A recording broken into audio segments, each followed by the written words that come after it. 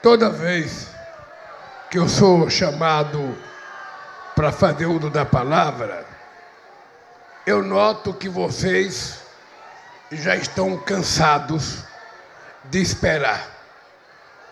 Às vezes a gente faz coisas equivocadas, porque vocês estão aqui desde as 9 horas da manhã. Já são 1h15. Vocês estão sem comer. Eu estou vendo um companheiro mastigando aqui, eu estou quase avançando e tirando o que ele tem na boca para comer, porque eu também estou com fome.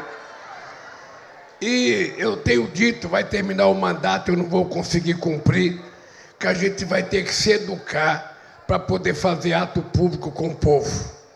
Quando a gente convoca vocês para uma coisa, a gente não pode demorar mais que 1h, 1h30, para vocês participarem, depois voltar para casa, almoçar, sabe, e continuar a vida. De qualquer forma, eu já estou aprendendo a pedir desculpa. Todo ato eu peço desculpa, e todo ato a gente comete os mesmos erros, e eu sou o culpado dos erros, porque eu gosto de ouvir as pessoas falarem.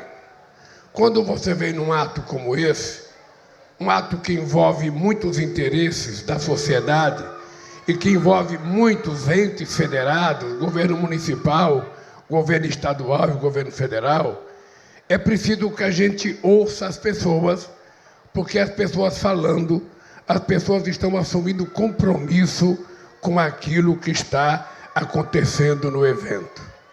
E hoje, para mim, é um dia muito sagrado.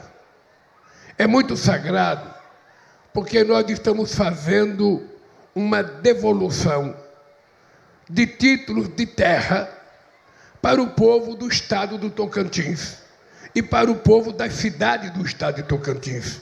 Não tem nenhum sentido a União ficar com prédios, ficar com terrenos, ficar com terra em nome dela, quando é muito mais fácil fazer com que essa terra fique na mão do povo, para que ele possa produzir aquilo que ele quiser produzir, para sustentar ele, a sua família e sustentar aqueles que não trabalham no campo.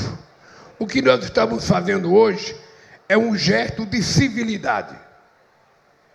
Nesse país, que nos últimos anos perdeu o hábito de civilidade, porque a gente teve um presidente que mentiu 4 anos para esse país.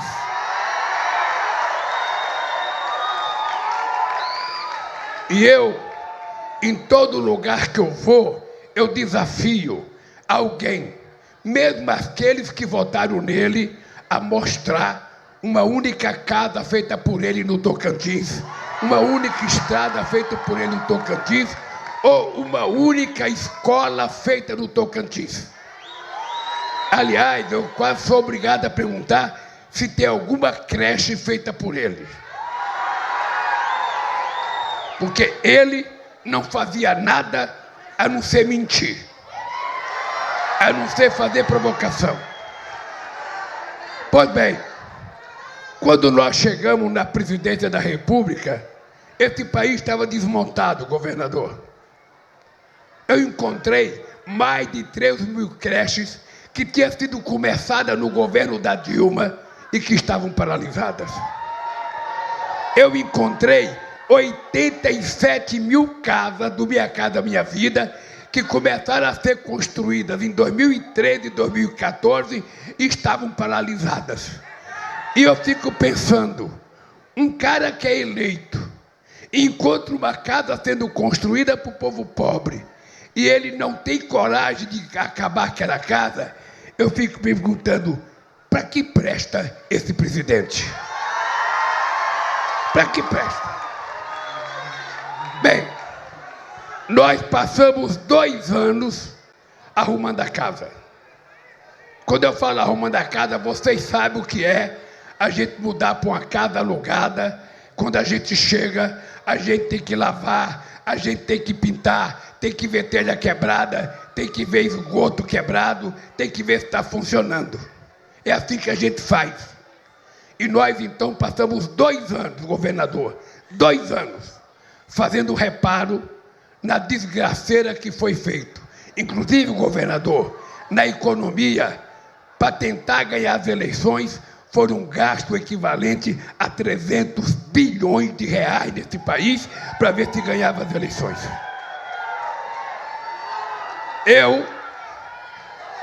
Vocês nunca me ouviram a ficar falando mal das pessoas. Porque quando eu assumi o governo, eu tinha um compromisso. E a única razão pela qual eu me candidatei à presidência é porque é inadmissível, é inaceitável que a gente tinha tirado o povo da fome nesse país e já tinha 33 milhões de famílias passando fome outra vez. Não era possível. Fazia 7 anos que se não aumentava o valor da refeição escolar. Fazia 10 anos que não se ajudava a Bolsa de Valores. Fazia 7 anos, que não se aumentava o salário mínimo. E eu fico me perguntando, cadê a casa verde e amarela que eles prometeram?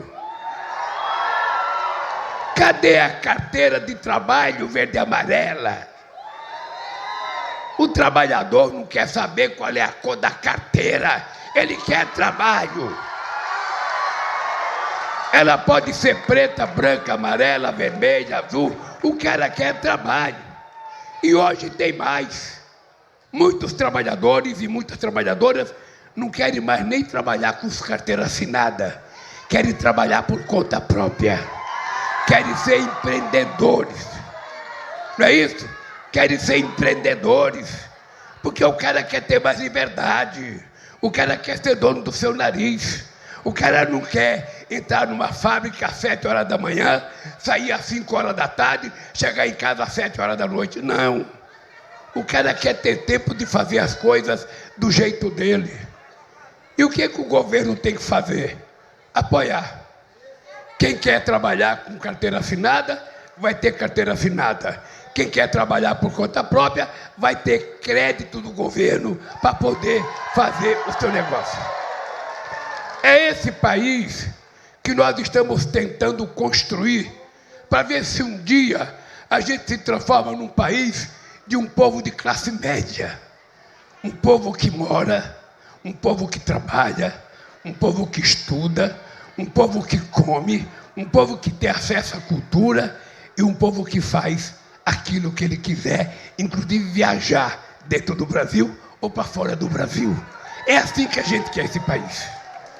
De um povo que viva bem, feliz, sorrindo como o sorriso dessa mulher aqui na minha frente. Sorrindo. Porque o Brasil está tomado de um ódio desnecessário. Desnecessário. Eu amanhã, governador, amanhã, essa segunda-feira, nós vamos anunciar o Plano Safra. O terceiro Plano Safra. E eu vou lhe dizer uma coisa.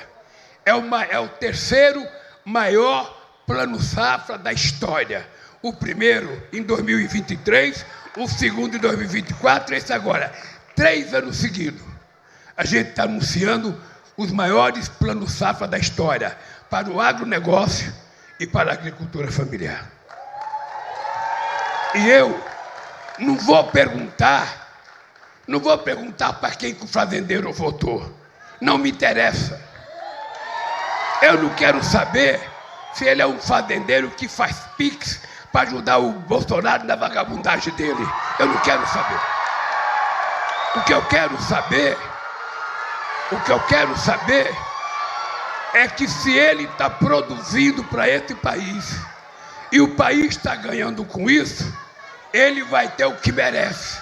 Ele vai ter crédito. E vai ter crédito porque nós devemos muito à agricultura brasileira. Que o Brasil está virando verdadeiramente o celeiro do mundo. Mas ao mesmo tempo que a gente vai fazer o maior crédito para o grande, a gente vai fazer também o maior crédito para o pequeno. Nesse país, o INCRA está aqui e não pode me deixar mentir. E mesmo que eu fizer uma coisa que não é verdade, tem que acreditar.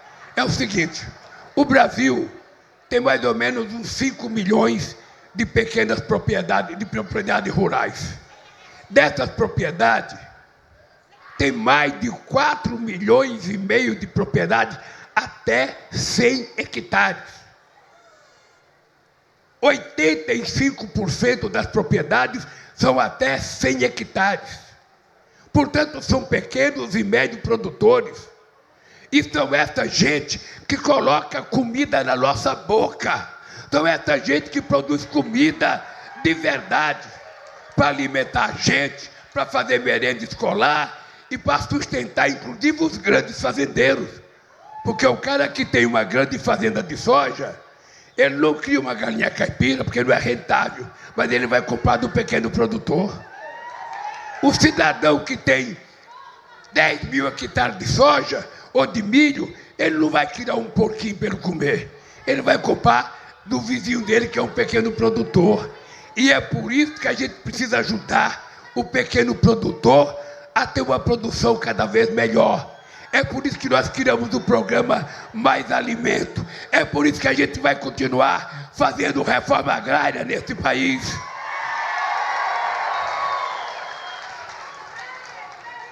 Porra, eu te servi água e você não teve a paixão de me servir.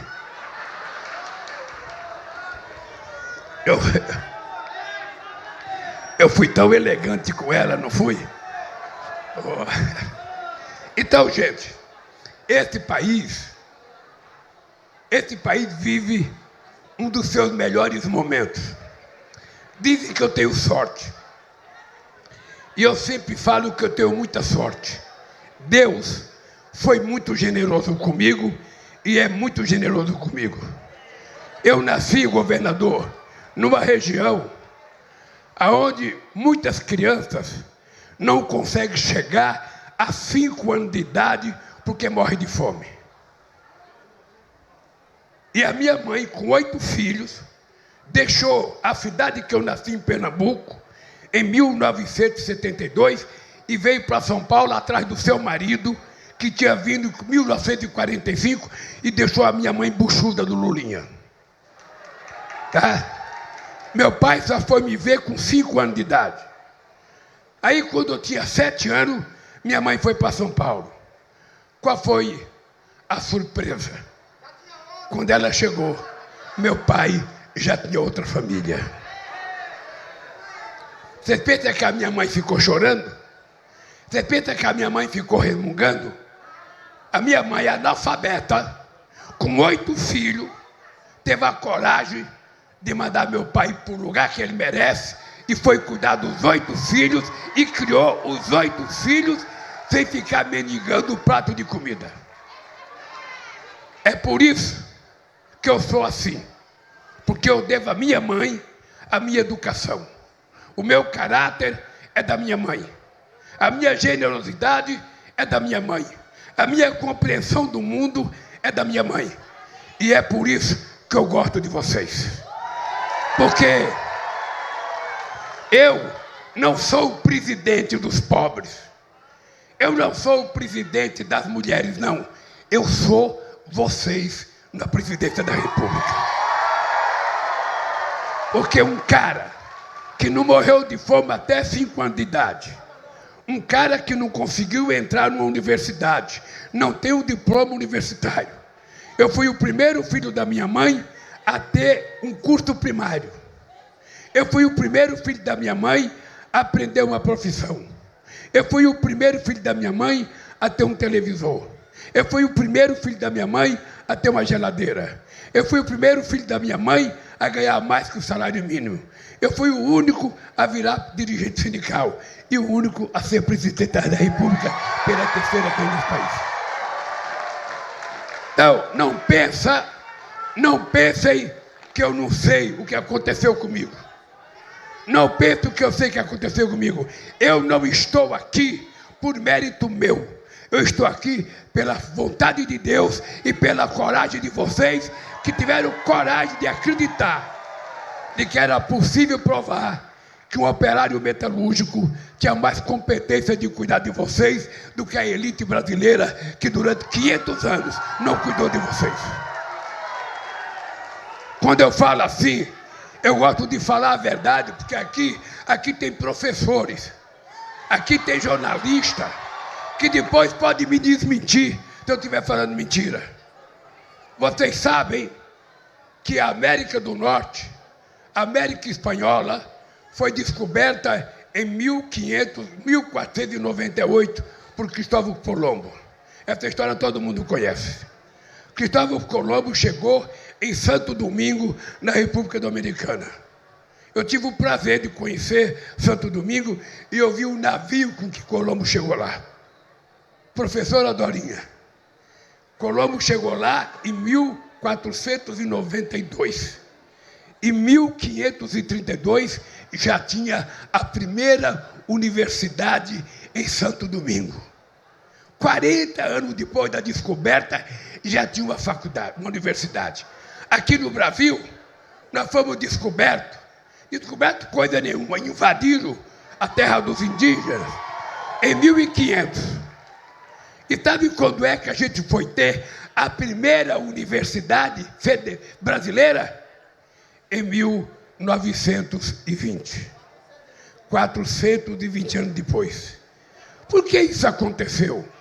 Aconteceu porque a elite desse país mandava os filhos dela para estudar no exterior e os pobres tinham. Primeiro os indígenas, que eles dizimaram. Depois, durante 300 anos, escravos aqui no Brasil e depois o povo pobre. Era para cortar cana. Para cortar cana. Capava a mina para eles pegarem o ouro, para colher café. Não precisava estudar. Então eu tenho orgulho de estar olhando na cara de vocês e dizer para essa senhorinha de cabelo branco: esse homem que está falando com você não tem diploma, mas é o presidente que mais fez universidade na história desse país.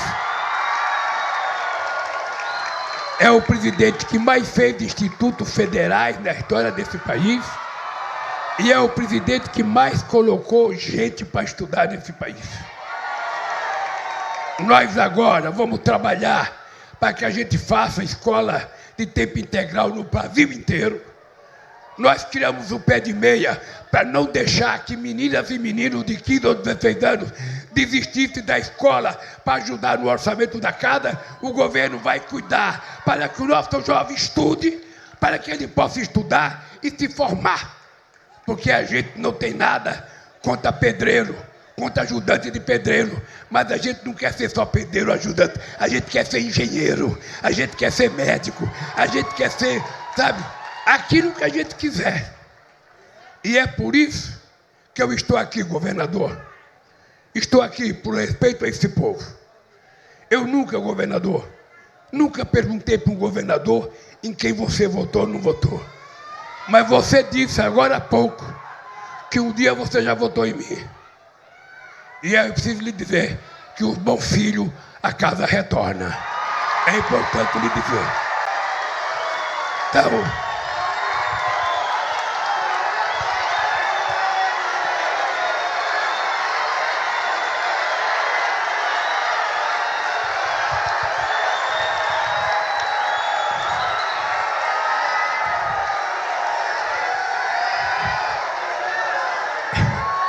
eu queria dizer para o governador, quando um homem tem dúvida, pergunta para a mulher, que ela sabe ensinar como é que a gente vota. Hoje é um dia de agradecer aos senadores do estado de Tocantins, ao Irajá, a nossa querida professora Dorinha, ao Eduardo Gomes, que não está aqui, mas é um companheiro do PL, que tem votado muitas coisas de interesse do governo no Senado da República.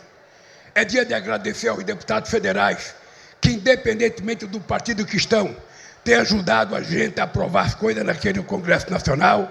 É dia de agradecer aos prefeitos e olhar nas caras dos prefeitos e dizer: eu tenho orgulho de dizer, nunca um presidente da República tratou vocês com o respeito e com o carinho que eu trato todos os prefeitos desse país. Nunca.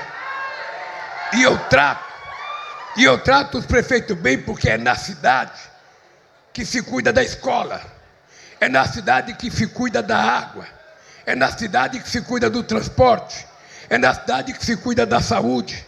Não é no estado ou não é em Brasília, é na cidade.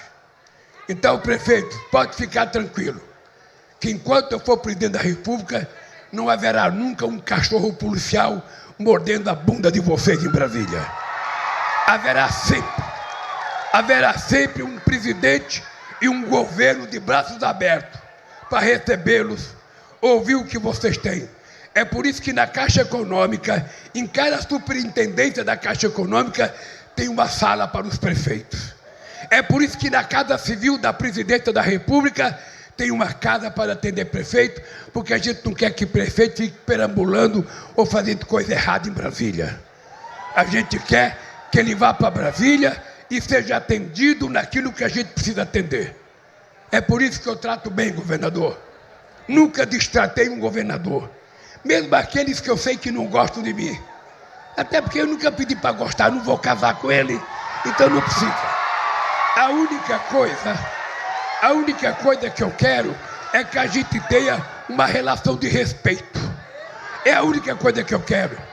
Porque os pobres desse país, eles gostam de respeitar, mas eles precisam aprender a ser respeitados também. E é isso que eu faço para vocês. Por último, dizer para vocês, companheiros, que tem gente que eu sei que não gosta de mim.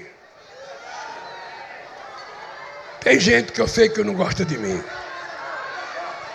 Eu vejo e não gosta de mim exatamente porque eu gosto de vocês. Se eu não estivesse aqui e tivesse numa reunião com eles, tomando um whiskyzinho essa hora, eles gostavam de mim.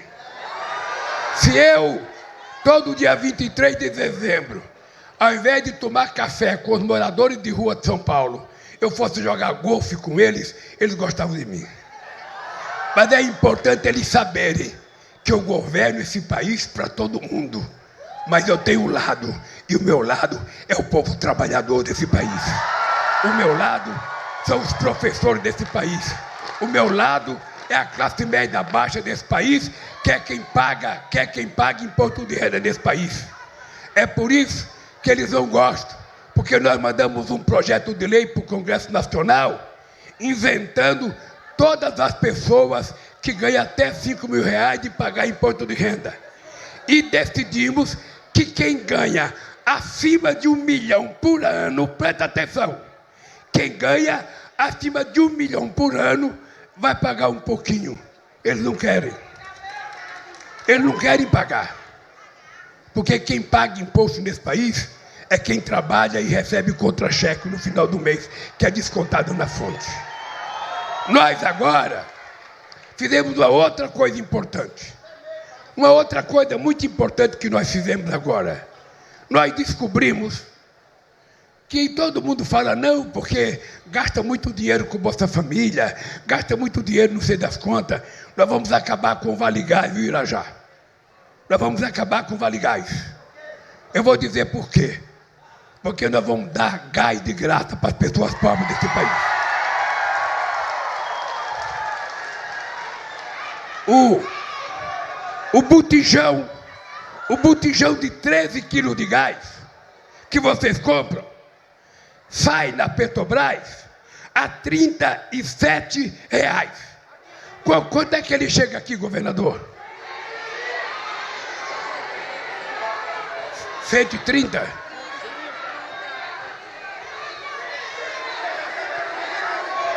Olha, o botijão de gás é entregue pela Petrobras a R$37. E ele chega em alguns estados a R$140, a R$130, a R$150. Ou seja, tem alguém roubando muito dinheiro. Eu comprei uma empresa chamada Liquigás no meu primeiro mandato em 2003, que era para regular o preço do gás. Eles venderam. Então nós temos hoje 4 empresas que mandam no gás. E eu vou fazer uma coisa. Nós vamos fazer o gás chegar para as famílias mais pobres de graça. O governo vai pagar. Tá? Uma outra coisa que nós vamos fazer nesse país, governador. Não sei se você sabe que a lei de energia nesse país, que o rico paga menos do que o pobre. Porque o rico vai no Mercado Livre. E e o pobre vai no mercado regulado. Aí o pobre é obrigado a pagar todos os incentivos que a gente dá para as empresas. Então, um descalabro, um rico pagar energia mais barata do que o pobre. Então, presta atenção. A partir de agora, quem consumir até 80 quilowatts não vai pagar mais energia elétrica nesse país. E quem consumir até 120 vai ter um desconto. Que é para a gente fazer justiça nesse país e permitir que o pobre não gaste 10% do salário mínimo por gás. É simples assim. Uma outra coisa que a gente vai fazer, companheiros. Eu tenho 3 coisas para fazer ainda. A outra coisa que eu quero fazer é que nós vamos fazer uma linha de crédito para a reforma de casa. Tem gente que não quer comprar casa. Tem gente que quer fazer um quartinho para o neto, para o filho, um banheiro a mais. Então nós vamos, através da Caixa Econômica Federal, fazer uma linha de crédito para quem quiser fazer um biombozinho, vá fazer. Isso é importante. E a última coisa que eu quero fazer ainda, este ano, é uma linha de crédito para renovar as motos dos entregadores de comida nesse país. Esses meninos e meninas que trabalham entregando comida, às vezes não tem banheiro para fazer suas necessidades. Às vezes transporta comida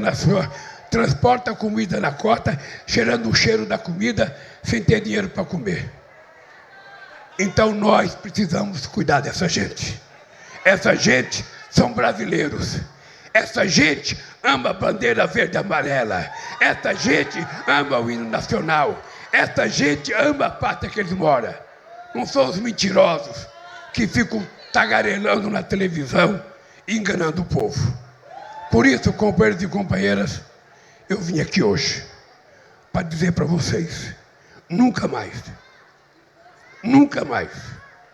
enquanto eu tiver força, um cidadão mentiroso vai ganhar as eleições desse país para enganar o povo.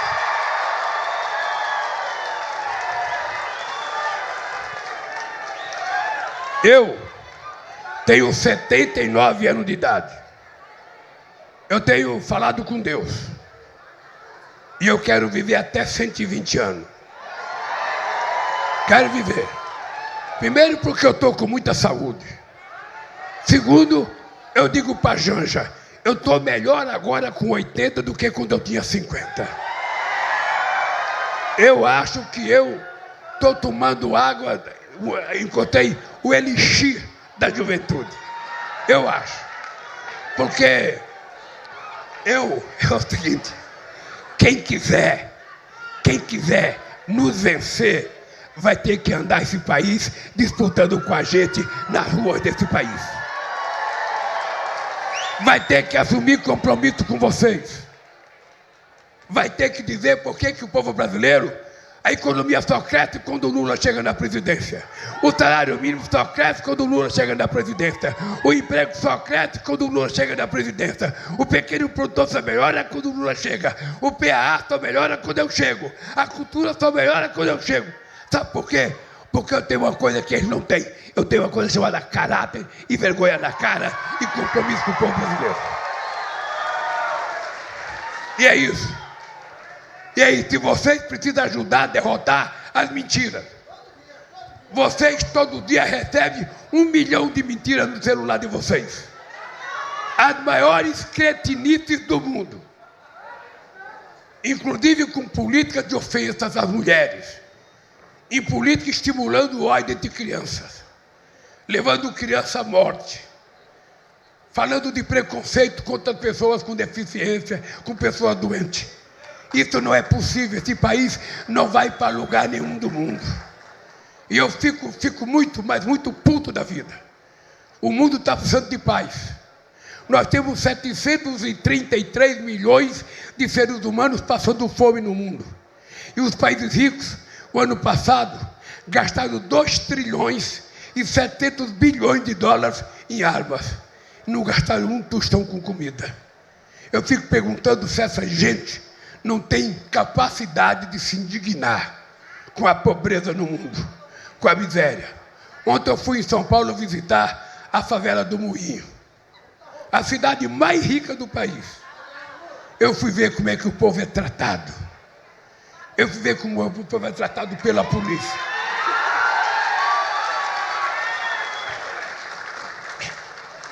Ô, gente, eu quero dizer para você, eu só tenho um compromisso na vida.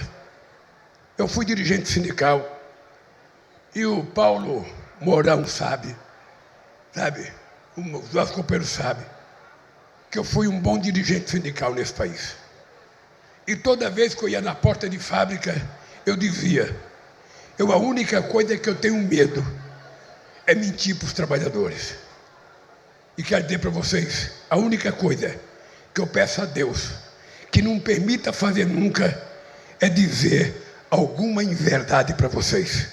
Porque a gente não tem o direito de enganar o povo pobre desse país. A gente não tem o direito de enganar as pessoas que necessitam. Porque o Estado serve para vocês. É para vocês que a gente tem que governar. É para vocês que nós temos que fazer política. É para vocês que nós temos que investir em educação.